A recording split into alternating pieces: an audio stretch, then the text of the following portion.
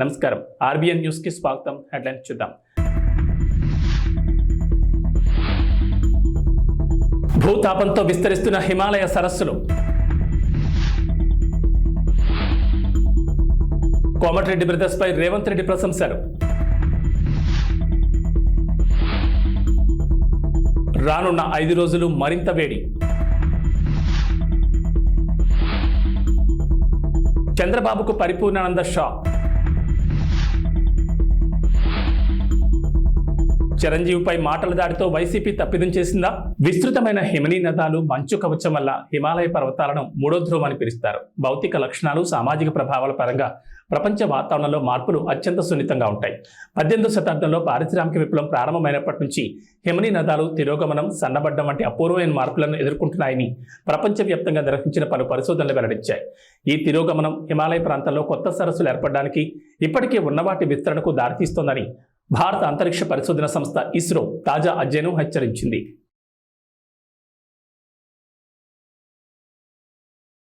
ఉత్తర భారతదేశంలో ప్రచండ భానుడి భగభగలకు జనం అల్లాడిపోతున్నారు. వేడి గాలులు ప్రజలను ఇబ్బందులు గురిచేస్తున్నాయి. దీని నుంచి ఇప్పట్లో ఉపశమనం లభించే అవకాశం లేదని భారత వాతావరణ శాఖ పేర్కొంది. రాబోయే 5 రోజుల పాటు తూర్పు భారతదేశంలోని చాలా ప్రాంతాల్లో వేడి గాలులు కొనసాగుతాయన్నారు. పశ్చిమ బెంగాల్, ఒడిశా, జార్ఖండ్, బీహార్లోని కొన్ని ప్రాంతాల్లో వేడి తరంగాల పరిస్థితులు నెలకొని ఉన్నాయి. అలాగే అధిక తేమ కారణంగా కోస్తా ఆంధ్రప్రదేశ్, తమిళనాడు, పుదుచ్చేరి, కర్ణాటక, గోవా, కేరళ, పశ్చిమ బెంగాల్, బీహార్లోని ప్రజలు అలర్ట్గా ఉండాలని వాతావరణ శాఖ సూచించింది.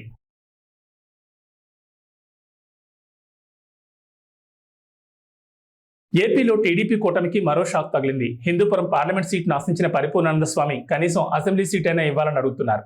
రెండింటిలో ఏదో ఒకటి ఇవ్వాలని ఆయన గట్టిగానే డిమాండ్ చేస్తున్నారు. పొత్తులో భాగంగా టికెట్ దక్కుతుందని, ఎంపీ అవుతానని గట్టి నమ్మకం ప్రదర్శించారు పరిపూర్ణానంద. కానీ ఈ పరిధిలోని 2 టికెట్లు టీడీపీకి దక్కాయి. ఎంపీ టికెట్ టీడీపీ అభ్యర్థి బీకే పార్థసారథికి దక్కింది. దీంతో ఇండిపెండెంట్గా రంగంలోకి దిగేందుకు స్వామి సిద్ధమయ్యారు. అభ్యర్థుల మార్పు సమాచారంతో స్వామి పరిపూర్ణానంద ఇటీవల చంద్రబాబును కలిశారు. ఆయన టీడీపీలో చేరతారని చాలా బలంగా వినిపించింది. అయితే ఎంపీ టికెట్ తనకు ఇవ్వాలని, లేకపోతే ఇండిపెండెంట్గా పోటీ చేస్తానని బాబుకు స్వామి చెప్పారట. ఈ పరిణామంతో టీడీపీలో కలవరం మొదలైంది. ఎలాగైనా బీజేపీతో మాట్లాడి స్వామిని ఒప్పించాలని చంద్రబాబు భావిస్తున్నారట. భారతీయ జనతా పార్టీ చేతులు ఏం లేదు. మీరు చూస్తున్నారు, అనపర్తి విషయంలోనే ఇటు మార్చి అటు మార్చి టీడీపీ వ్యక్తిని అక్కడికి పంపించి అక్కడి నుంచి నడిపించాలి. కాబట్టి ఈరోజు జరిగే వాతావరణం అంతా కూడా ఒక పురంధేశ్వరి గారు, చంద్రబాబు నాయుడు గారు, వీళ్ళ మధ్యలోనే అన్ని జరుగుతూ ఉన్నాయి. మోడీ గారికి, అమిత్ షా గారికి, వాళ్ళకి దేశవ్యాప్తంగా ఉన్న వాళ్ళ సమస్యల్లో వాళ్ళు తిరుగుతున్నారు, కొట్టుమిట్టాడుతున్నారు. కాబట్టి ఇక్కడ ప్రధానంగా వాళ్ళిద్దరే. కాబట్టి వాళ్ళిద్దరినీ మనం ఏం అడుగుతున్నా, మీ పేరు ప్రపోజల్లో పెట్టాము, మీ పేరు చెప్పాము, వాళ్ళు ఒప్పుకోలేదు, కొంత దీనికి కారణం అది కాదు, ఏవో చెప్పుకుంటూ వాయిదా వేస్తూ వచ్చారు. కాబట్టి నేను కూడా ఇప్పటికీ కూడా నేను ఎవరినీ విమర్శించట్లేదు. ఎందుకంటే పార్టీలు వాళ్ళ ఇష్టం. ఇప్పుడు నేను సీటు కోసం నేను అడిగాను, అది వాళ్ళు ఇష్టమైతే ఇస్తారు, ఇష్టం లేకపోతే ఇవ్వరు. కానీ ఇండిపెండెంట్గా పోటీ చేయాలా లేదా అనేది నా ఇష్టం. మెగాస్టార్ చిరంజీవి రాజకీయాలకు దూరంగా ఉంటున్నారు. అయితే తన తమ్ముడు పవన్ కు మాత్రం మోరల్ సపోర్ట్ ఇస్తున్నారు. దీంతో వైసీపీ చిరంజీవిపై మాటలు దాడి చేసింది. ఇది తీవ్ర విమర్శల పాలవుతోంది. చిరంజీవి ఎన్డీఏ కూటమి అభ్యర్థులకు మద్దతు ప్రకటించడాన్ని సజ్జల రామకృష్ణారెడ్డి, పేర్ని నాని తీవ్రంగా వ్యతిరేకించారు. అటు వైసీపీ నేతలు కూడా చిరంజీవిపై విమర్శలు డోసు పెంచుతున్నారు. జనసేన పార్టీకి 5 కోట్ల విరాళం ఇచ్చి చిరంజీవి తన మొదటి స్టెప్లో మద్దతు ప్రకటించారు. ఎన్డీఏ అభ్యర్థులు గెలవాలని ఆకాంక్షించి తన పూర్తి మద్దతు ప్రకటించారు.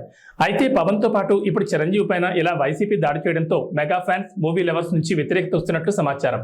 దీన్ని టీడీపీ అధినేత చంద్రబాబు తన ప్రసంగంలో ప్రస్తావిస్తున్నారు. చిరంజీవి ఏం తప్పు చేశారని వైసీపీ విమర్శిస్తోందని చంద్రబాబు ప్రశ్నించారు.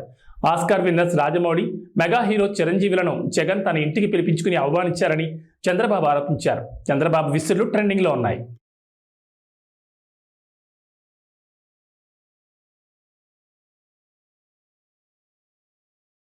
కడప జిల్లా ఒంటిమిట్టలో సీతారామ కళ్యాణం నిర్వహించున్నారు. సాధారణంగా అన్ని ఆలయాల్లో శ్రీరామనవమి రోజున కళ్యాణం జరుపుతారు. ఇక్కడ మాత్రం నవమి తర్వాత చతుర్దశి రోజున పండు వెన్నెల్లో స్వామివార్ల పెళ్లి వేడుక నిర్వహిస్తారు. ఇప్పటికే అధికారులు అన్ని ఏర్పాట్లు పూర్తి చేశారు. ఎలక్షన్ కోడ్ నేపథ్యంలో ఈ ఉత్సవానికి సీఎం జగన్ బదులు దేవాదాయ శాఖ ప్రత్యేక ప్రధాన కార్యదర్శి పట్టు వస్త్రాలు సమర్పిస్తారు. ఈ సాయంత్రం 6:30 నుంచి రాత్రి 8:30 వరకు ఈ కార్యక్రమం కొనసాగుతుంది. కడప, అన్నమయ్య, రాయచోటి, తిరుపతి, చిత్తూరు, నంద్యాల, కర్నూలు జిల్లాల నుంచి లక్షలాది మంది భక్తులు ఈ బ్రహ్మోత్సవాలకు హాజరవుతారని అధికారులు అంచనా వేస్తున్నారు. కళ్యాణోత్సవాన్ని నేరుగా తిలకించలేని వారి కోసం 28 LED స్క్రీన్లను అమర్చారు. గ్యాలరీలో ఉండే భక్తులకు ఉపశమనం కలిగించడానికి 200కు పైగా ఎయిర్ కూలర్లను అందుబాటులో ఉంచారు. సీతారాముల కళ్యాణోత్సవానికి విచ్చేసే ప్రతి భక్తుడికి గ్యాలరీలోని తలంబ్రాలు, శ్రీవారి లడ్డూ ప్రసాదాలను అందిస్తారు. దీనికోసం టీటీడీ అన్ని ఏర్పాట్లు పూర్తి చేసింది. భువనగిరిలో రోడ్ షో సందర్భంగా కోమటిరెడ్డి అభిమానులను రంజింపజేసేలా మాట్లాడారు సీఎం రేవంత్ రెడ్డి. దాంతో పాటు సీఎం అయ్యే అర్హత ఉన్న వ్యక్తి కోమటిరెడ్డి వెంకటరెడ్డి అని చెప్పి ఆయన అభిమానులందరిలో శభాష్ అనిపించుకున్నారు. కష్ట నష్టాల్లో పేదలకు సేవలు అందించడంలో కోమటిరెడ్డి బ్రదర్స్ మంచి పేరుందని చెప్పారు. ఉద్యమంలో మంత్రి పదవిని త్యాగం చేసిన నాయకుడు కోమటిరెడ్డి వెంకటరెడ్డి. తెలంగాణ రాష్ట్రం వచ్చాకే మంత్రి పదవి తీసుకుంటానని చెప్పి నల్గొండ పోరాట యోధుడు వెంకటరెడ్డి అని రేవంత్ రెడ్డి కొనియాడారు. జగదీష్ రెడ్డిని ఉద్దేశించి భూమికి మూరెడు లేని సన్నాసి మంత్రి పదవి కోసం కాకాపడుతున్నారని, రాజగోపాల్ రెడ్డినే విమర్శిస్తున్నాడని ఫైర్ అయ్యారు. ఆనాడు సోదరిమణి బెల్లి లలిత గుర్తొస్తుంది. భువనగిరి గడ్డ అంటే గుత్పల సంఘం పెట్టిన దొడ్డి కొమరయ్యను ఈ ప్రాంతం ఎప్పటికీ మరవదు. మిత్రులారా, ఇవాళ నేను మీతోని మనసు విప్పి మాట్లాడదలుచుకున్నా. ఈ తెలంగాణ రాష్ట్రం ఆనాడు హైదరాబాదు సంస్థానం ఆదిలాబాదు జిల్లాలో కొమరం భీం రామ్జీ గోండు జల్ జమీన్ జంగల్ అని భూమి కోసం, భుక్తి కోసం, విముక్తి కోసం వాళ్ళు మొదలుపెట్టిన పోరాటం ఈ నల్లగొండ గడ్డ మీద మా ఎర్ర జెండా సోదరులు సాయుధ రైతాంగ పోరాటం మొదలుపెట్టి నిజాంల నుంచి రజాకర్లను జై జై కాంగ్రెస్, హస్తం గుర్తుకే, హస్తం గుర్తుకే. ధన్యవాదాలు సోదరులారా. దూరం నుంచి వచ్చారు. ఈ ఉత్సాహంలో ఎక్కువ స్పీడ్గా ఓకర్రి, జాగ్రత్తగా ఓన్రి. ఎన్నికల వరకు గ్రామాలల్లో కంచేసి బూతుల కాడ కాపలా కాసి గెలిపించండి. మళ్ళా భువనగిరికి వచ్చి మిమ్మల్ని కలిసి మీతో సావధానంగా మాట్లాడతాను తెలియజేస్తూ మీ అందరి దగ్గర సెలవు తీసుకుంటున్నా. మిత్రులారా, మీరు ఒక్క 10 నిమిషాలు నిశ్శబ్దంగా సావధానంగా వింటే, మరా 15 నిమిషాలు సావధానంగా వినాల్సిందిగా మిత్రులను కోరుకుంటూ, నల్గొండ జిల్లా అన్నా, భువనగిరి ప్రాంతం అన్నా, సర్దారు సర్వాయి పాపన్న గౌడు మొట్టమొదట గుర్తొస్తాడు. దొడ్డి కొమరయ్య గుర్తొస్తాడు. చాకలి ఐలమ్మ గుర్తొస్తుంది. రావి నారాయణ రెడ్డి గుర్తొస్తాడు. బద్దం నరసింహారెడ్డి గుర్తొస్తాడు. మల్లు స్వరాజ్యం గుర్తొస్తుంది. ఆరుట్ల రామచంద్రారెడ్డి గుర్తొస్తాడు. ఆరుట్ల కమలాదేవి గుర్తొస్తుంది. ధర్మ భిక్షం గుర్తొస్తాడు. కొండా లక్ష్మణ్ బాపూజీ గుర్తొస్తాడు. ఆనాడు సోదరిమణి బెల్లి లలిత గుర్తొస్తుంది. భువనగిరి గడ్డ అంటే గుత్పల సంఘం పెట్టిన దొడ్డి కొమరయ్యను ఈ ప్రాంతం ఎప్పటికీ మరవదు. మిత్రులారా, ఇవాళ నేను మీతోని మనసు విప్పి మాట్లాడదలుచుకున్నా. ఈ తెలంగాణ రాష్ట్రం ఆనాడు హైదరాబాదు సంస్థానం ఆదిలాబాదు జిల్లాలో కొమరం భీం రామ్జీ గోండు జల్ జమీన్ జంగల్ అని భూమి కోసం, భుక్తి కోసం, విముక్తి కోసం వాళ్ళు మొదలుపెట్టిన పోరాటం ఈ నల్లగొండ గడ్డ మీద మా ఎర్ర జెండా సోదరులు సాయుధ రైతాంగ పోరాటం మొదలుపెట్టి నిజాంల నుంచి, రజాకర్ల నుంచి హైదరాబాదు సంస్థానానికి విముక్తి కలిగించారు. ఈ గడ్డ పోరాటాలకు స్ఫూర్తి. ఈ గడ్డ బానిసతత్వానికి అడ్డంగా నిలబడి నీ బాంచం దొర అనే విధానాన్ని స్వస్తి పలికి ఈ ప్రాంతాన్ని దొరల గడీల నుంచి బంధ విముక్తుల్ని చేసింది ఈ ప్రాంతం. మరి ఇవాళ కుంభం అనిల్ రెడ్డి అధ్యక్షతన, చామల కిరణ్ రెడ్డి, పార్లమెంట్ నామినేషన్కి నాతో పాటు పెద్దలు కోమటిరెడ్డి వెంకటరెడ్డి గారు, కోమటిరెడ్డి రాజగోపాల్ రెడ్డి గారు, వేముల వీరేశం గారు, మందుల సామెల్ గారు, సోదరుడు మల్రెడ్డి రంగారెడ్డి గారు, కొమ్మూరు ప్రతాప్ రెడ్డి గారు, అదేవిధంగా జిల్లా పార్టీ అధ్యక్షులు, మండల పార్టీ అధ్యక్షులు, గ్రామ శాఖ అధ్యక్షులు, కాంగ్రెస్ పార్టీ కార్యకర్తలతో పాటు పెద్దలు, సిపిఐ నాయకులు, మల్లా పల్లా వెంకటరెడ్డి గారు, అదేవిధంగా చెప్తాను జర్రాగు, మీ అందరినీ ఉదయం నుంచి ఉత్సాహపరిచి మీలో ఒకటిగా ఉన్న బీర్ల ఐలయ్య గారు, కుంభం అనిల్ రెడ్డి గారు ఇంత పెద్ద కార్యక్రమాన్ని ఏర్పాటు చేసి భువనగిరి కోట కాంగ్రెస్ కంచు కోట నిరూపించినందుకు మీకందరికీ మనస్ఫూర్తిగా అభినందనలు మిత్రులారా. తెలంగాణలో మరో 4 రోజులు అక్కడక్కడ మోస్తరు వర్షాలు కురిసే అవకాశం ఉందని హైదరాబాద్ వాతావరణ కేంద్రం వెల్లడించింది.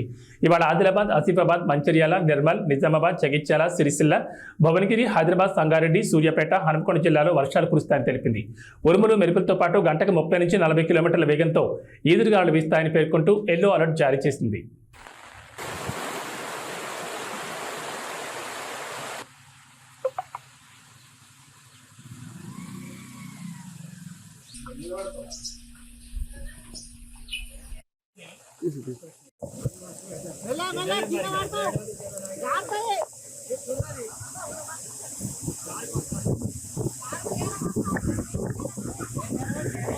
ప్రపంచం తల్లకిందులైన ఆగస్టు 15 లోపు రుణమాఫీ చేసి తీరుతామని సీఎం రేవంత్ రెడ్డి మరోసారి స్పష్టం చేశారు. అక్కడి సూర్యుడు ఇక్కడ పొడిచినా రుణమాఫీ ఆగదు, అది పూర్తి చేసి రైతులు రుణం తీర్చుకుంటామని తెలిపారు. ఏపీలో నష్టమని తెలిసినా సోనియా గాంధీ తెలంగాణ ఇచ్చారని రేవంత్ గుర్తు చేశారు.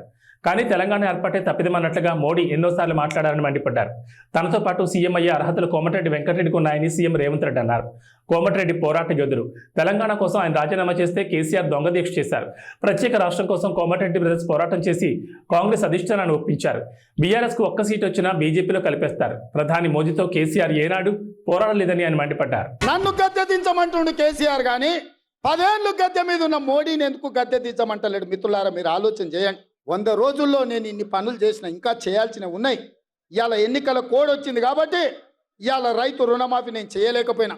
అందుకే ఈ నారాయణపేట గడ్డ మీద నుంచి తెలంగాణ రైతాంగానికి 69 లక్షల రైతులకు నేను మాట ఇస్తున్నా. ఆగస్టు 15 తారీఖు లోపల 2 లక్షల రూపాయల రైతు రుణమాఫీ చేసి తీరుతా. ఎట్లయితే ఏడాదిగా ప్రయత్నించిన సంతానం కలగలేదా? నోవా ఐవీఎఫ్ లో ఫెర్టిలిటీ ఎక్స్పర్ట్స్ ను కలవండి. మాతృత్వం కల్లా నెరవేర్చుకోవడానికి ఉచితంగా సంప్రదించండి.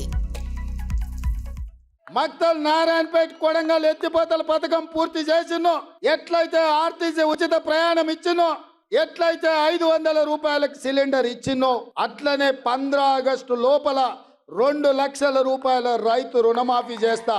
ఏకకాలంలో మొత్తంలో మీకు రుణమాఫీ చేసే బాధ్యత నాది. మీ బిడ్డను నేను. రాష్ట్రమంతా మాదక ద్రవ్యాలమయమైపోయిందని తెలుగుదేశం జాతీయ అధ్యక్షుడు మాజీ ముఖ్యమంత్రి నారా చంద్రబాబు నాయుడు అన్నారు. సోమవారం విజయనగరంలో జరుగుతున్న ప్రజాగాళం భారీ బహిరంగ సభలో సీఎం జగన్పై తీవ్ర విమర్శలు గుప్పించారు. మే 13వ తేదీన వస్తున్న రాజకీయ తుఫాన్తో వైసీపీ బంగాళాఖాతంలో కలిసిపోవడం ఖాయమన్నారు. విశాఖను గంజాయికి క్యాపిటల్గా మార్చారని విరుచుకుపడ్డారు. రాష్ట్రంలో బ్లేడ్ బ్యాచ్లు, గంజాయి బ్యాచ్లు తిరుగుతున్నాయని ఆరోపించారు. నాకన్నా పెద్దోళ్ళు, నాకన్నా ఎక్స్పీరియన్స్డ్ పీపుల్, నాకన్నా చాలా చాలా అనుభవం ఉందని చెప్పి గొప్పలు చెప్పుకునే వాళ్ళు చాలామంది ముఖ్యమంత్రులుగా కూడా పనిచేశారు. కానీ నేను ఒకటే అడుగుతా ఉన్నా మీ అందరితో కూడా. ఇంతమందిని మీరు చూశారు. మరీ ముఖ్యంగా రాష్ట్రం విడిపోయిన తర్వాత నాకన్నా ముందు 75 ఏళ్ల ముసలాయనకు కూడా పరిపాలన చేయడం కూడా చూశారు. ఆయన ఏకంగా 14 సంవత్సరాలు ముఖ్యమంత్రిగా పరిపాలన చేశాడు. 3 సార్లు ముఖ్యమంత్రిగా పరిపాలన చేశాడు. మరి అటువంటి గొప్ప గొప్ప పాలనలు కూడా మీరు చూశారు కదా. నేను మిమ్మల్ని అడిగేది ఒకటే అడుగుతా ఉన్నా. నేను చాలా చిన్నోన్ని. నేను చాలా వయసులో కూడా చిన్నోన్ని, చాలా చిన్నోన్ని కూడా. నేను అడుగుతా ఉన్నా, మరి ఇంత చిన్నోడు చేసిన పనులు ఇదే ఒక గ్రామంలోనే 14 ఏళ్ళు ముఖ్యమంత్రిగా ఎక్స్పీరియన్స్ ఉన్నోళ్ళు ఏ పొద్దుైనా చేశారా అని అడుగుతా ఉన్నా మీ అందరితో కూడా. ఇలా 2 చేతులు పైకి ఎత్తాలి, ఇలా ఇలా ఇలా ఇలా ఇలా ఇలా ఇలా ఇలా ఇలా ఇలా ఇలా ఇలా ఇలా ఆలోచన చేయమని అడుగుతా ఉన్నా. ఈరోజు ఏ రకంగా బ్రతుకులు మారాయి, ఏ రకంగా జీవితాలు మారాయి, ఏ రకంగా వ్యవస్థలోకి మార్పులు తీసుకురాగలిగాము అన్నది ఒక్కసారి గమనించమని చెప్పి కోరుతా ఉన్నా. ఈరోజు ఈ బటన్ నొక్కడమే కాదు, అక్క చెల్లెమ్మల కుటుంబాలకు ఆర్థిక సాధికారత ఇవ్వడమే కాదు, ఇదొక్కటే కాదు జరిగింది. ఈ లిస్టు చదివేటప్పుడు నేను చెప్పా, విద్యా కానుక గురించి కూడా చెప్పా, అదే మాదిరిగా ట్యాబుల గురించి కూడా చెప్పా. ఈ విషయాలు చెప్పేటప్పుడు ఇవి కూడా చెప్పా.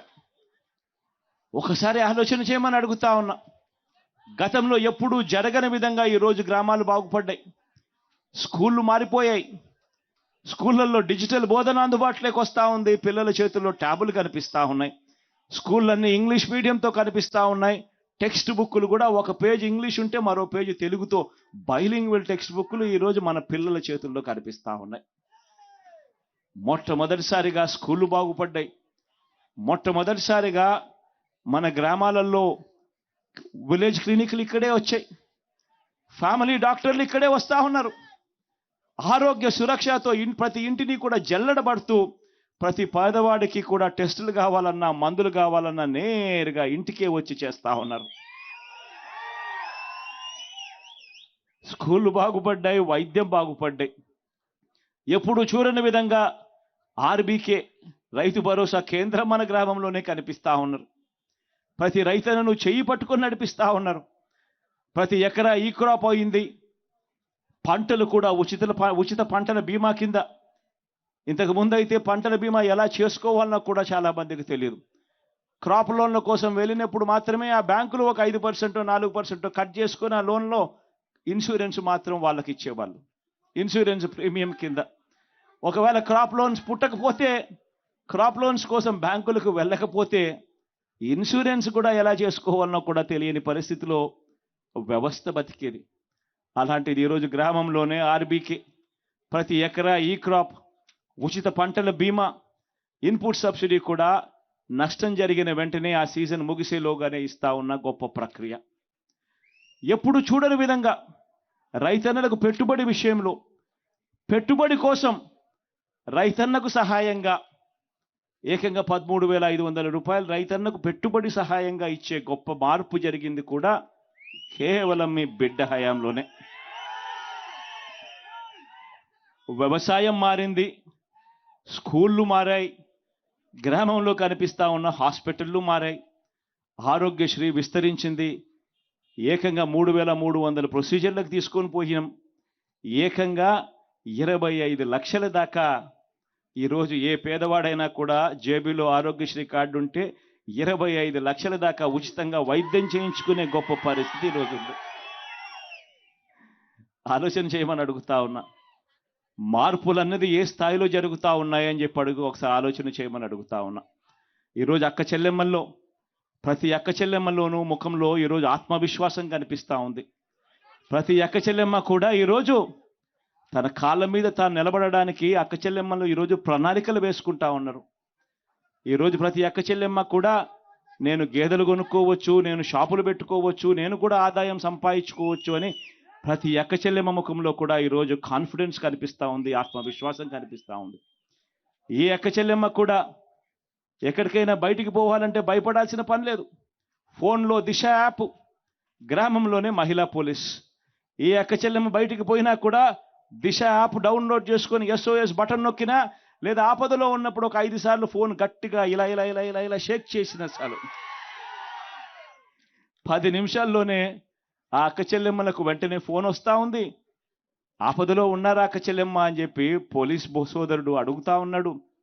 10 నిమిషాల్లోనే మీ ఇంటి దగ్గరికి వచ్చి ఆపదలో ఉన్న అక్క చెల్లెమ్మలకు ఒక అన్నగా తోడుగా నిలబడతా ఉన్నాడు పోలీసు వ్యవస్థ. ఎన్నికల నిబంధనలను వైసీపీ నేతలు తొంగలో తొక్కుతున్నారని టీడీపీ ఎమ్మెల్సీ అశోక్ బాబు ఆగ్రహం వ్యక్తం చేశారు. సోమవారం మీడియాతో మాట్లాడుతూ వైసీపీ నేతలకు తొత్తులుగా మారి కొంతమంది పోలీసులు సహకరిస్తున్నారని ఆరోపించారు. నామినేషన్ వేయడానికి కుప్పంలో కార్లతో ఆర్వో కార్యాలయంలోకి ఎమ్మెల్సీ భారత్ భార్య దూసుకెళ్లారన్నారు. ఇటీవల టీడీపీ అధినేత చంద్రబాబు నాయుడు నామినేషన్ సమయంలో ఆయన తరపున సతీమణి భువనేశ్వరి 100 మీటర్ల ముందే ఆగి కారు దిగి నామినేషన్ వేశారని గుర్తు చేశారు. అందరికీ నమస్కారం. ఆంధ్రప్రదేశ్లో ఎన్నికల నిబంధనలు, ఎన్నికల కోడ్ని అసలు ఏమాత్రం లక్ష్య పెట్టకుండా వైసీపీ నాయకత్వం చేసే అరాచకాలు ఇది ఏదని చెప్పడానికి వీలు లేకుండా పోతుంది. ప్రత్యేకించి నామినేషన్స్లో ఇక్కడ విచారించదగ్గ విషయం ఏంటంటే, వాళ్ళు ప్రజాస్వామ్యాన్ని గౌరవించే పరిస్థితులు లేరు. రౌడీజం నమ్ముకున్న మనుషులు, పోలీస్ అధికారులు కూడా వాళ్ళకి వంత పాడుతున్నారు. దీనికి వాళ్ళ ప్రత్యక్ష సాక్ష్యం ఏంటంటే, కుప్పంలో ఎమ్మెల్సీ భరత్ నామినేషన్ వేయాలి. ఆయన తరఫున ఆయన భార్య నామినేషన్ వేస్తుంది. ఎన్నికల నిబంధనల ప్రకారం ఏదైతే నామినేషన్స్ వేస్తున్నామో ఆ రెవెన్యూ ఆఫీస్ కానీ లేదా ఆ కార్యాలయానికి 100 మీటర్ల వరకు ఏదైనా సరే అనుమతిస్తారు. 100 మీటర్ల నుంచి కేవలం 5 మాత్రమే లోపలికి వెళ్ళాలి. ఇది స్పష్టంగా రాష్ట్రంలో అన్ని చోట్ల నువ్వు 10,000తో ఊరేగింపు పెట్టుకున్నా, 5,000తో పెట్టుకున్నా, నువ్వు ఒక్కడే వెళ్ళినా 100 మీటర్ల నుంచి 5 వరకు మాత్రమే ఆ రిటర్నింగ్ ఆఫీసర్ కార్యాలయంలోకి వెళ్ళి నామినేషన్ వేసే అవకాశం ఉంటుంది తప్ప ఇష్టం వచ్చిన లోపలికి వెళ్తాయి కదా అవకాశం లేదు. ఇవాళ కుప్పంలో భరత్ వైఫ్ డైరెక్ట్గా 2 కార్లతో ఆరో కార్యాలయం లోపలికి, ఇంకా అంటే లోపలికి దిగి మెట్లెక్కి లోపలికి వెళ్ళడం అంతే. 100 మీటర్లు అనేవి అక్కడ అప్లై చేయలే. అది మేము సాక్ష్యాలు సహా ఇవాళ మీకు ముందు పెడుతున్నాం. బాబా వీడియో ప్లే చేయి. లోపల ఉడుకుద్ది, ఎట్లా వెళ్తారు లోపల వండే లోపల ఉడుకుద్ది.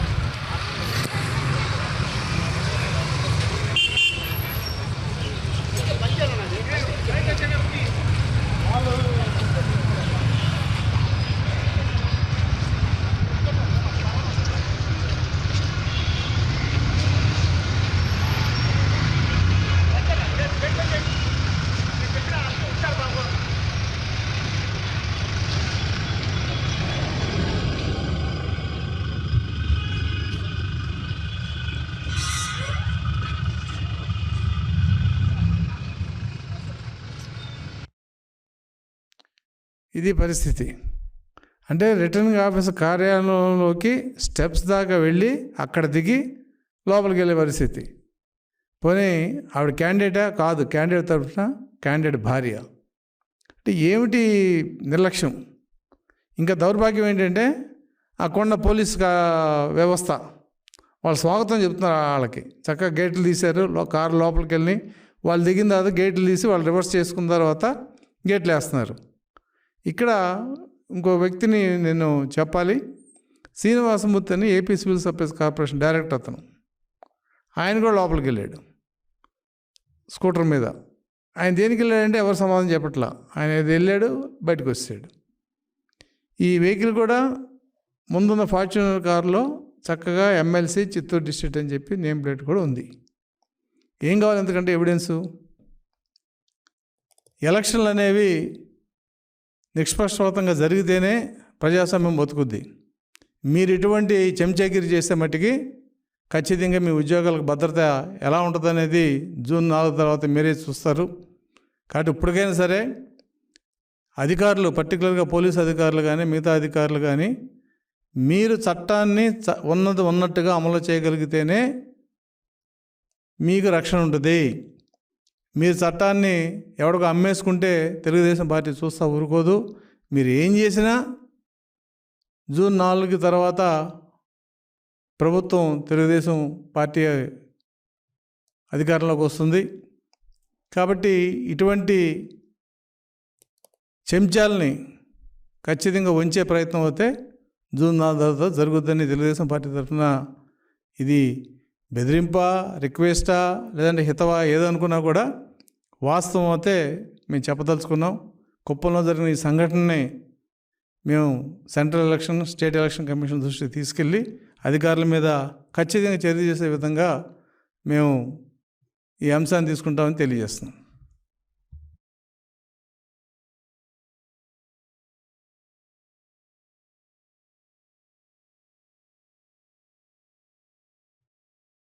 ఏబీ బులెటిన్ విశేషాలు. నమస్కారం.